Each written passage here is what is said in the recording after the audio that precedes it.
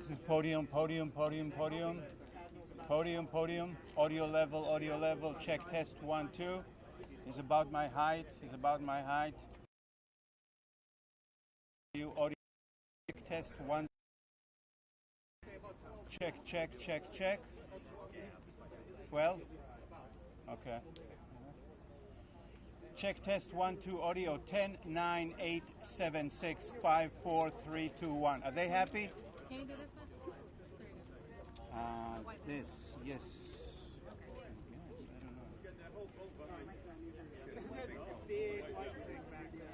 Hold on. Right, okay. Good point. Yeah, now I got you.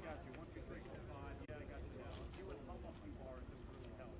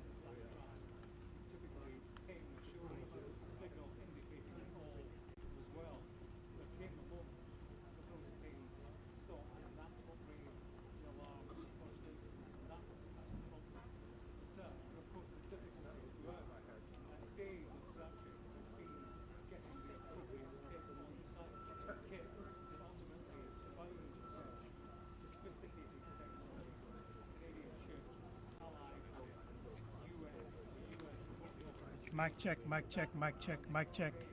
Microphone check, mic check. Microphone check. Mic check, mic check.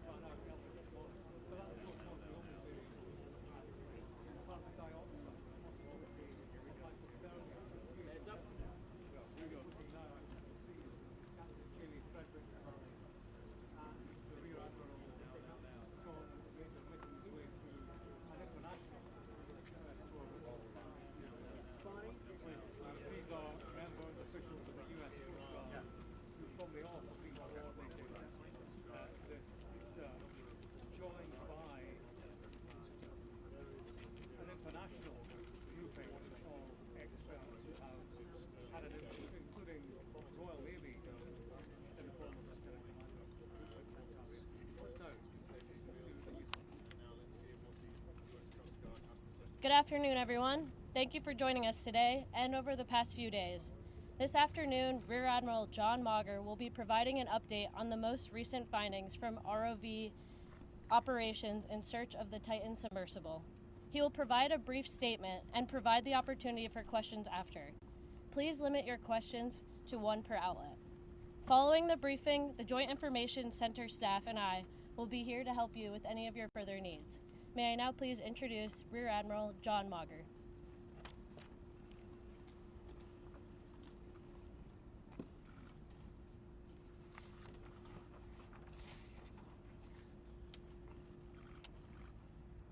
This morning, an ROV, or remote operated vehicle, from the vessel Horizon Arctic discovered the tail cone of the Titan submersible approximately 1,600 feet from the bow of the Titanic on the seafloor. The ROV subsequently found additional debris. In consultation with experts from within the Unified Command, the debris is consistent with the catastrophic loss of the pressure chamber. Upon this determination, we immediately notified the families. On behalf of the United States Coast Guard and the entire Unified Command, I offer my deepest condolences to the families. I can only imagine what this has been like for them, and I hope that this discovery provides some solace during this difficult time.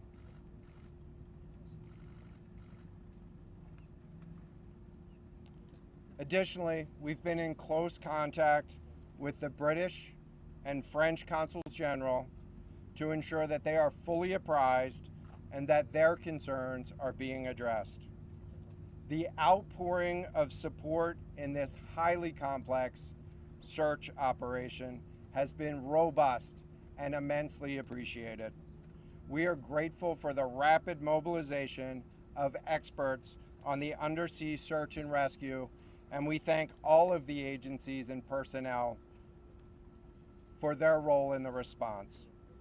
We're also incredibly grateful for the full spectrum of international assistance that's been provided. The ROVs will remain on scene and continue to gather information. Again, our most heartfelt condolences go out to the loved ones of the crew. We'll now take questions. John, what other debris have you found? John, what other debris have you found? Can you talk about the delay in reporting the vessel missing and what impact that had on the recovery? This was a incredibly complex case, and we're still working to develop the details for the timeline involved with this casualty and the response. And so we'll provide that information. James Matthews from Sky News. John, what other debris have you found? And have you found any trace of those who were on it? So this is an incredibly complex operating environment on the seafloor, over 2 miles beneath the surface. And so the remote operating vehicle has been searching, and it is highly capable. And we've been able to classify parts of the pressure chamber for the Titan submersible. Let me refer to one of my undersea experts here, Mr. Paul Hankin, to talk about the nature of some of the debris.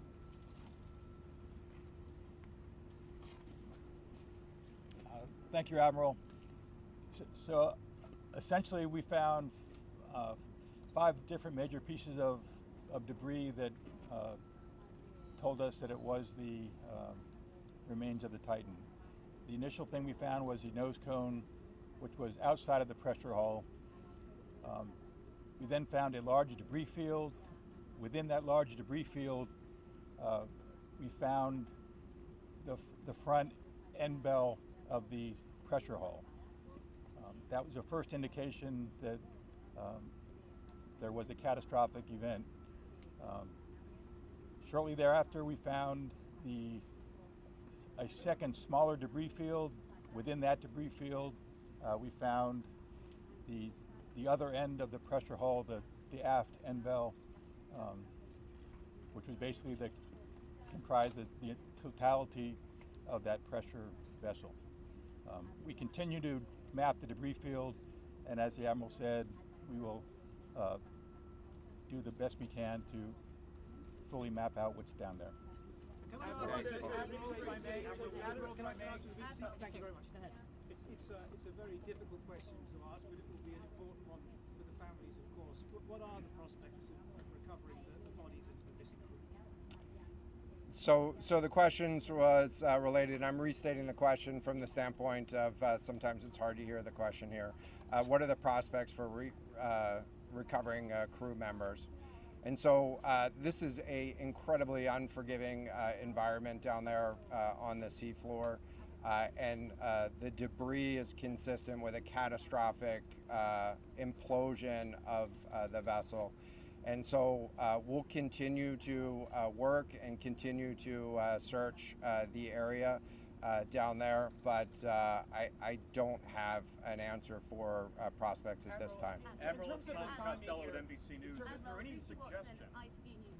Sorry, any suggestion at all that the sub itself collided with the wreckage of Titanic, or that instead it might have imploded above the wreckage and then rained down nearby? So the question was, is there any question as to whether or not the sub collided with the Titanic or whether it imploded above and debris field created from that? So the location of the Titan submersible was in an area that was approximately 1,600 feet from the wreck of the Titanic.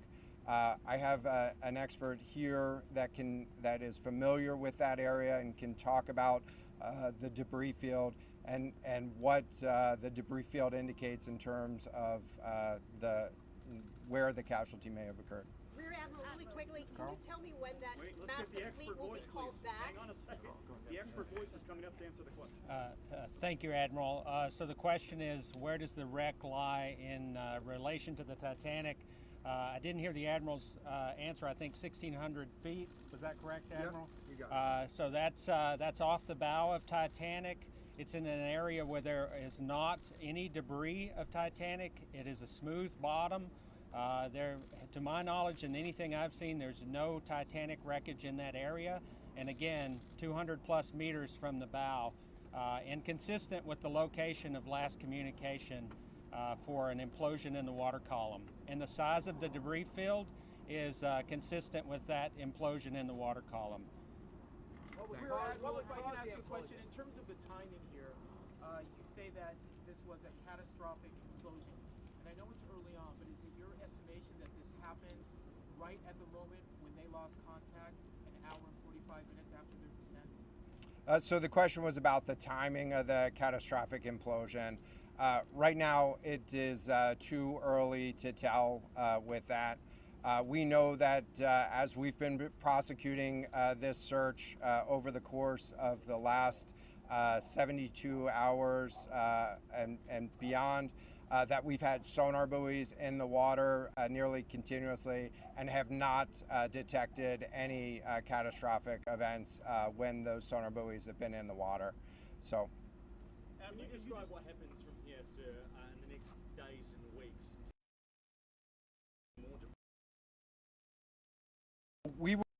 The question was, what happens from here? What's the next phase? And so right now, again, our thoughts are with the families and making sure that they have an understanding as best as we can provide of what happened and begin to find some closure. In terms of the large process, we're going to continue to investigate the site of the debris field. And then I know that there's also a lot of questions about how, why, and when did this happen. And so, those are questions that we will collect as much information as we can on now. While the governments are meeting and discussing, what an investigation of this nature of a casualty might look like. This is something that happened. I'll just remind everybody. This is something that happened in a remote portion of the ocean with people from several different countries around the world. And so it is a complex case to work through, but I'm confident that those questions will begin to get answered. From the UK, is there any suggestions that time factors, speed, anything could have prevented this or saved 5 people on board, or is this quite simply a catastrophic act? The question was there any suggestion that time factors may have played a role or a consideration in the casualty here?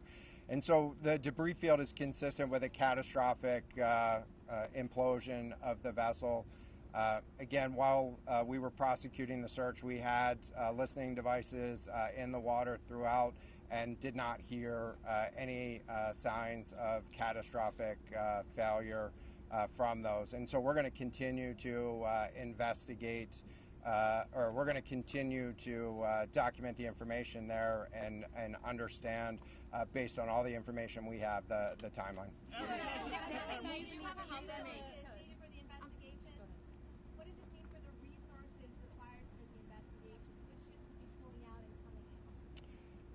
So the question was, what are the resources required for the investigation and which ships will be pulling out and staying in?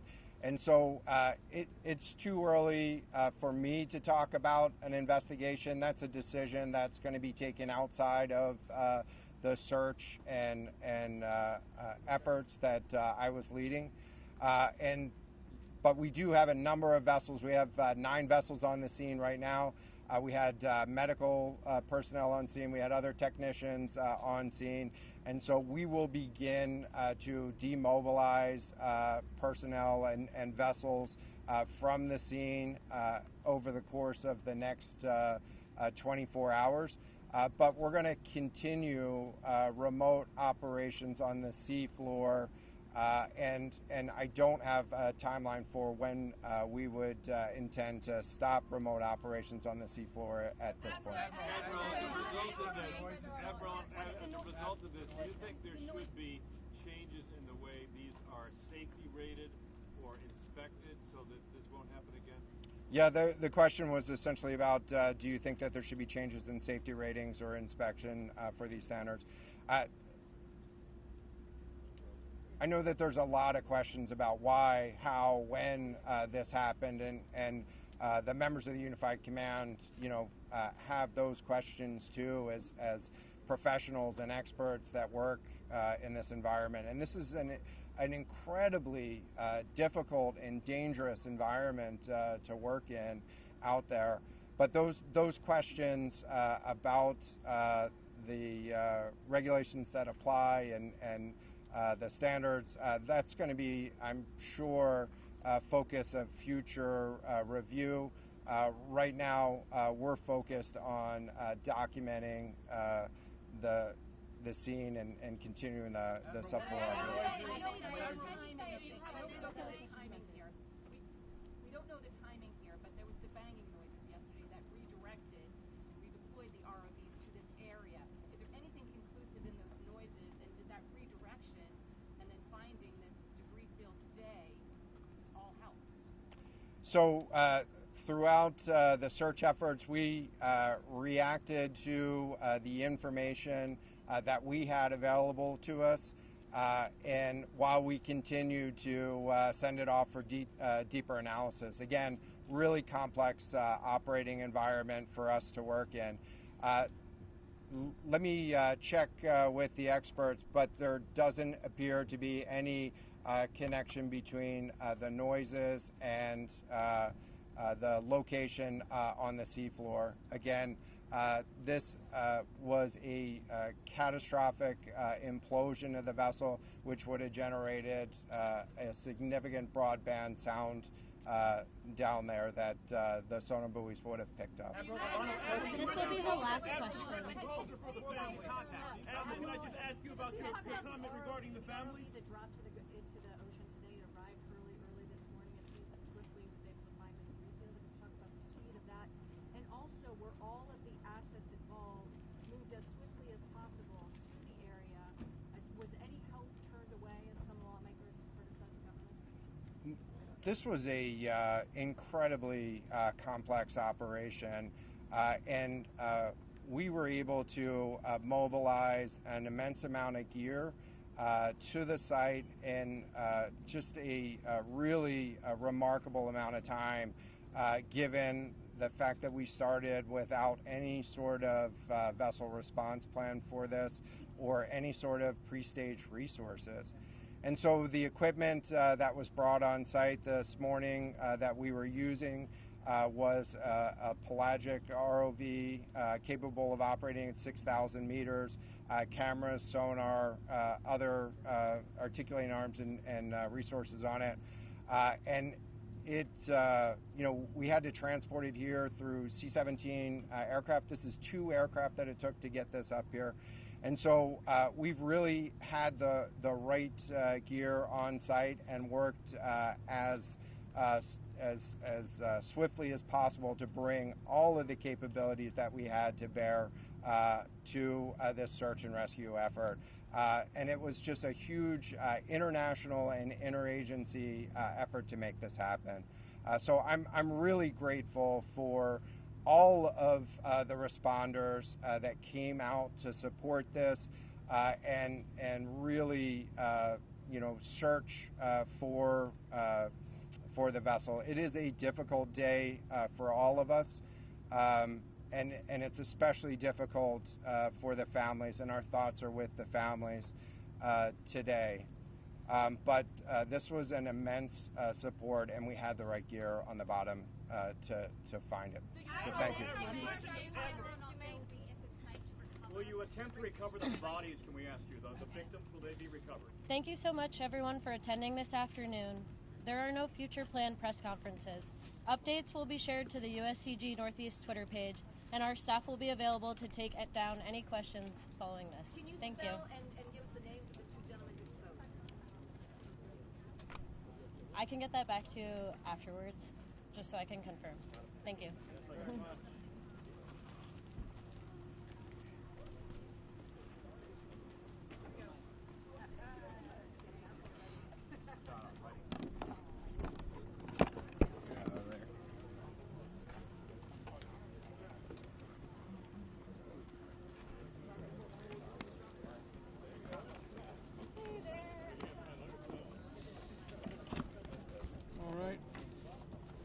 Thank you. you one and all.